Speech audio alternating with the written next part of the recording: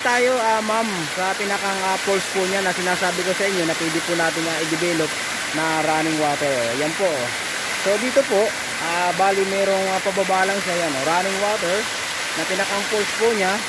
So ito na ma'am Arlene yung property na pinahanap mo sa akin na may batis. Yan po.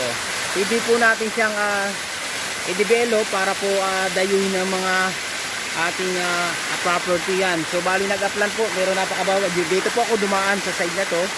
So flat naman po yung taas na yun. So bali ito po ay dalawang poles po na mini poles po ito.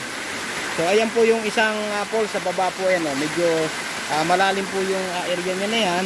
So titingnan po natin kung kaya pa nating silipin. Yan po So bali po dalawang poles ito na running water. Ito na po yung isang poles na pwede po natin siyang i-develop pa. Ayan po. Medyo nasa taas po ako